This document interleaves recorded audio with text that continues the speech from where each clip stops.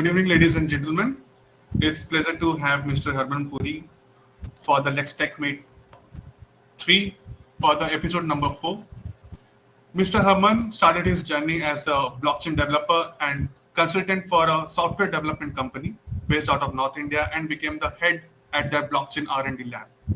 During his journey, he has also contributed as a blockchain content creator for several international organizations such as Luna PR, 101 Blockchains, Intellect EU, Harmony One, Quill Hash, and many more.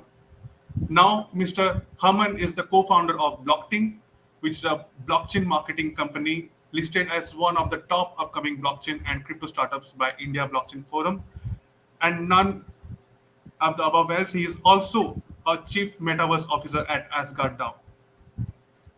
He has recently joined Asgard DAO as an advisor for the upcoming Metaverse project and Authentium as their India ambassador. He has also remained Indian ambassador for Nexo. He has also acted as DLT expert at Instimatch Global and award-winning Swiss FinTech. Currently, he's also working on various blockchain platforms and domains like Algorand, Solana, Cardano, Flow, Wax, Matic, Avalanche, and Terra, and also into NFTs, trade finance, money market, supply chain, asset tokenization, and a lot of things. It's a pleasure to have you, Mr. Harman, for the session. Thank you so much, Arvind, and thank you for the warm introduction. So we'll be starting with question. Sure. So the first question will be, yes. So what is blockchain as a service? Will it thrive as a multi-million-dollar industry in near future considering blockchain trilemma? First of all, if you could let us, our audience, know about what is a blockchain as a service and what is a software as a service. If you could explain and give us a difference, it would be helpful. Sure. So, blockchain as a service, I'll not directly compare it with software as a service, but let's take a very simple example so that even the non-tech guys can understand it more clearly. For example, currently, you want to deploy your application, right? If you have a web app and you want to make it live, in a tech world, you have to deploy it on a cloud network. So there's a word called server, and server is now replaced by a word called cloud. So what you do is that you give your services directly to the cloud infrastructure, and everything is managed there, right? You don't have to worry about the storage capacities, load balancing, increasing, decreasing the load, or anything at all. All you have to do is make it live on the cloud, and cloud handles your server. So basically, this is more of a how in this world applications are run right now, and we have seen over the past 10 years or give or take a few years how cloud has picked up. Obviously it shows that people need a better alternative than setting up their own servers and managing that electricity and everything, all right? If cloud was not there, what you would do is probably have a computer with a 24-hour power supply and put a power backup with it and make it work 24 hours managing everything, and you have to put the hard disk and everything. So life is made easier with cloud, right? And it has much more effects rather than just being more easy. It makes it much faster to load the applications. Makes it much scalable, much reliable. So a lot of benefits. In a similar sense, blockchain applications are more complex, right? When we go towards a private blockchain domain, for example, Hyperledger Fabric or Corda, what happens there is that servers are much bigger and they have much more load. So obviously, when you say that every interaction of a person is taken to the blockchain as a transaction, then storing the record of every transaction, and on private blockchains, even storing a lot of data, it becomes a very hefty task, right? So this is where blockchain as a service has become very prominent in the last few years, and became a notion in the last few months. What happens is that, let's say someone has built a simple platform where you can just go click click click, all your requirements are listed out. You want this particular node numbers, like for example, I want two nodes. I want a capacity of 100 gbs. This is the RPC connection that I want. This is a kind of a certificate for encryption that I want, and different other such characteristics that a blockchain requires. By selecting all those characteristics, I can easily deploy my blockchain application on their platform without managing all the core technical hard stuff, right? Establishing a server, establishing Docker, establishing other such containers and everything, right? So, blockchain as a service, in a short sentence, is a platform where you can just come and build out your own blockchain network without getting into the complexities of a blockchain network, right? So, life made easier. And coming to the part of its, becoming a multi-million dollar or billion dollar industry, it's too soon to say. I have seen a lot of blockchain platforms still waiting to get the right kind of, you can say, attention in the market or right kind of adoption by the right users. The world is still struggling between private and public blockchains. No one knows which one will become more prominent. Over the past 2 years, public blockchains have been very prominent, but they have now realized that there are a lot of faults with public blockchains, and even institutions are kicking in. So private blockchains might, enterprise level blockchains might take up in the next few years. So it depends. You know.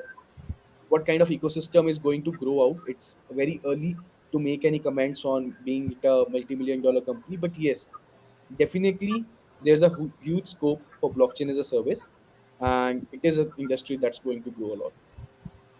So the thing is that if we say the blockchain as a service, but there are some issues over in blockchain trilemma, right? The when Vitalik Buterin said that blockchain has three components, that Yes, scalability, decentralization, and security. security. So right, the problem is that, so if a blockchain service provider is creating a blockchain or a platform, if if security and scalability is managed, something is has to be forego, right? So how the blockchain service provider is managing to tackle such issues, the trilemma of the blockchain? Okay. So blockchain as a service directly is not intended to solve the blockchain trilemma, but how it can affect that, we can discuss that. So blockchain trilemma, as a triangle, when we put out that at each edge of the triangle, there is security, scalability, and decentralization. And at any given point of time, a platform cannot exist as the middle of the triangle. It cannot have all three in the same effect. So if we want more decentralization, which means that the records have to be replicated on more number of nodes, and proof or validation has to be taken from more number of nodes. So obviously more number of validators means less scalability. If you want 100,000 transactions per second, you cannot have 100,000 validators doing that, right? So that's why it's kind of like an obvious correlation. What happens is that if a blockchain platform, like let's say I want to create a blockchain platform at my personal level, if I want to create a blockchain platform, solving that blockchain trilemma on my own is very difficult. Even for a company with a revenue of $100 million, they cannot just give away a lot of nodes, a lot of resources to expand the blockchain. Obviously, the need for blockchain is decentralization, right? That's the number one thing that blockchain gives us, right? Decentralization. So if we trade off decentralization for any other thing, then obviously it's not worth it, right? The whole purpose of having a blockchain network is to replace the centralized system. So what happens instead is that I can create a blockchain on a platform where I choose that it's a decentralized service. The security part is taken care by the platform. Just like in the cloud, you don't have to install a lot of firewalls, right? Because the cloud manages it. If you have deployed your services, your application on AWS manages the protection of your application on their end, right? So they add that security layer. Similarly, for scalability, just like I mentioned, load balancing. If you want to scale up, scale down, you can do that easily on a platform rather than on your own network computer. So, in a sense, blockchain platforms as a service, uh, they can help us achieve, a state between the blockchain trilemma, but not necessarily be the right solution for blockchain trilemma. So something as a blockchain provider, you also need to trust a third party who can add on a separate layer to protect your blockchain, is it? Yes. So this is where I told that the space is too young. So for example, all of us have heard a lot about DAOs coming up, right? Right. Decentralized autonomous organizations. So if the blockchain as a service is also a decentralized service, then only it can pick up in a universe where DAOs are prominent, right? But otherwise, if it's a ecosystem where one single provider like Amazon has a blockchain as a service platform, it becomes a centralized system. Your blockchain data is in control of a centralized authority, and it again becomes a centralized system, giving the monopoly to that one particular service provider. So obviously, again, the space is too young. We might need to have a lot of testing to do and a lot of things to witness. So similar to software as a service, does blockchain as a service has enough to offer in terms of customization without compromising on transparency? That's a good question. By the way. Yes, definitely a good question. So, see, it's more like we have started building a cycle and you want someone to build a motorcycle, right? So blockchain as a service, even blockchain is quite new to the world right now. So blockchain as a service, it's a very in a very nascent stage, right now the platforms that I have seen, they do offer a lot of customization. They allow, so for example, Hyperledger Fabric, it's a very prominent blockchain platform for enterprises, and there are a few platforms that provide Hyperledger Fabric as a service, right? You can just go to their platform and just do a little bit of clicking and your blockchain is ready. There, the level of customization that they provide is quite good. You can select your own, so these are all technical terms, but you can select your own certificate authority, your own membership service provider, your own chain code versions, your own encryption data types, Raft or Kafka, whichever one you want to use as a consensus. So the basic customization that you need in a blockchain for your application, that they provide. But if we talk about a very in-depth kind of like a customization, for example, changing the core structure of a blockchain, that my block size should not be 32, it should be 64, or I should have 1 MB of storage in the smart contracts, very core fundamentals of blockchain. If you want to change that, that won't happen. So customization is a very difficult part in the blockchain once you release the blockchain in the space, the chain in the space. Yes, see, once the chain is already released, then the customization refers to as a fork, right? That's where we get into the concept of soft fork and hard fork, but not required at the moment. But more importantly, customization is required at the time of releasing a blockchain, because obviously, if I am going to a platform, there might be 100 other people going to the same platform. We don't want everyone to have a similar kind of solution, right? So we can change a few things, but if we want to do a core customization, that's honest. So and the question is regarding privacy and anonymity. So how the blockchain as a service provider balancing the privacy and anonymization in the network, because there are a lot of regulators in the country. Somehow they also try to like get confused with the privacy and anonymity in the network. So how the blockchain service providers are going to balance those things, like not showing the transactions, or the first place of how the why the Bitcoin network came as to not to show the people who are transacting, but they can show the transactions in the public, right? So how the privacy and anonymity is going to differentiate it in the blockchain network? Okay. See, let's divide it into two parts. Number one, the public domain and private domain, right? In the public sector of blockchain, anonymity is kept because everything that you do from your wallet address, your decentralized wallet ID. If you do a KYC, then obviously you are doing it with your own choice, and you are, giving away your anonymity by choice, right? It's not like the platform can automatically know who you are. If I do a transaction with my MetaMask wallet, no one will know it's me. If I tell them it's belonging to me, then they will know. So anonymity is a option that is in the hands of the user, and blockchain as a service doesn't have much to do with that. They only provide the infrastructure, right? And it depends on us how we want to take it further. So basically, the application that's built on a blockchain, that's what matters, how it's formed, if it's KYC compliant, if it have those kind of requirements to enter your name, email, or it has the direct wallet connectivity. Mostly in enterprise blockchain network, uh, there are requirements of KYC. Anyone who wants to create a node architecture or anyone who wants to access, they might be required for the email ID or direct information, right? So there, privacy and anonymity are not a high priority, but the decentralization of the decisions is. So, for example, if I am doing a bank transaction with you, Hmm.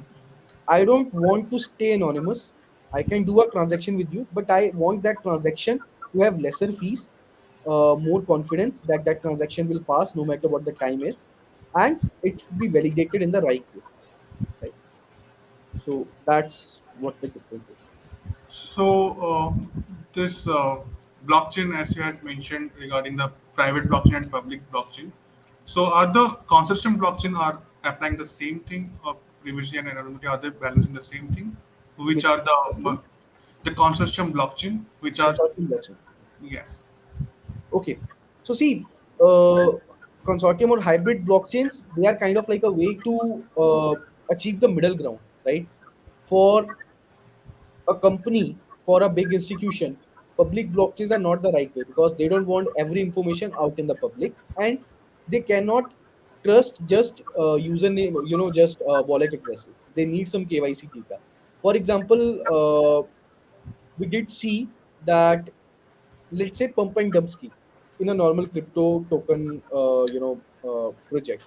So if you know who is doing what, then you know that okay, this person is pumping and dumping and that person can be held responsible.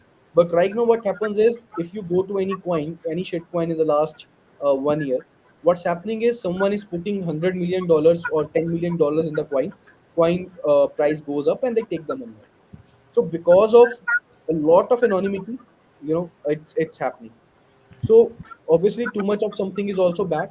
So that's why privacy is also required at some places. It's not bad to have privacy or KYC together, right? This is where private blockchains come, but private blockchains have their own limitations. They do not have the exposure or adoption rate that public blockchains have, right? And many other advantages. So the solution that lies is a blockchain which is capable of providing both services, public as well as private. For example, a blockchain platform like Algorand, where you can build a public network where people can come and do, anyone can join, but inside it you can create a private network where only specific data is shared. So you can say it gives you the power of controlling the privacy and transparency, but in a nutshell, it provides best of the both worlds. So, if we can conclude, if we can solve this blockchain dilemma, will it prevent the hacks that cost millions of dollars to the investors, the hacks in the DAO or hacks in the DeFi system? So, is it going to solve if you are going to solve the blockchain dilemma, if you are not solving all the three issues at one chain, is it going to solve the issue of hacking? No, blockchain trilemma has no effect with hacking as such. And just to say, most blockchains are not which are hacked, but like hacking is not possible on blockchains. It's more about manipulation. For example, the recent Luna fiasco. Everyone lost a lot of money in Luna. I'm sure someone hearing from the audience is definitely lost in Luna. So what happened in Luna was it wasn't hacked, but manipulated. Some companies took a lot of money and poured a lot of money in the stable coin of Terra, Points, okay. UST. So Terra US stable coin. So they put a lot of money and took a lot of money out, and it destabilized the US peg with the stable coin, and then there was inflation. So what I'm trying to say is that it's not about hacking a blockchain. Blockchain trilemma is here to solve the problem of adoption of blockchain, so to say, right? So currently, if a person like you sitting in house, if you are using Visa card, that's because Visa is highly adopted. If you go to a store, you swipe your card, it will get you what you want. But that's not the same thing for any crypto, right? You cannot pay everywhere using your Bitcoin or Ethereum or any other coin, right? So blockchain trilemma is a key component of blockchain adoption. If it's solved, that will help a lot in defining the extent of where blockchain can be used. There are platforms which are aiming to solve blockchain trilemma, like Algorand, using pure proof of stake, and other blockchains as well that say that okay, blockchain trilemma we can solve. There are other solutions as well around it. Uh, Cross blockchain platforms, how Cosmos or Polkadot are creating different blockchains that can be linked together, then the scalability issue can be solved. So it depends. But with hacking, Trilemma has no correlation, direct correlation as such. That's a very insightful talk, and it was a myth actually. It just got busted right now that hacking doesn't relate to the blockchain dilemma, right? So people just go and siphoning the funds here and out from the chains and from the bridge and all that itself. Yeah, so there are different reasons why that things happen. It's exploits. The right word would be exploit. For example, so we have to understand that in blockchain we are trusting the code, and code is written by whom? Us. We are the developers, right? So developer can make a mistake. The code can has an error, but the code will work as it is written. So if it is getting exploited, or in other words, when as people say hacked, that is a you know that's something caused by the wrong code, wrong line of code, or any particular bug that's there that can be exploited. But code itself cannot be hacked. That's a very insightful talk, Mr. Harman. Thank you for the explanation regarding and the busting of the myth about the blockchain dilemma and how Algorand is solving by pure proof of stake and randomizing all the validators and giving all them a chance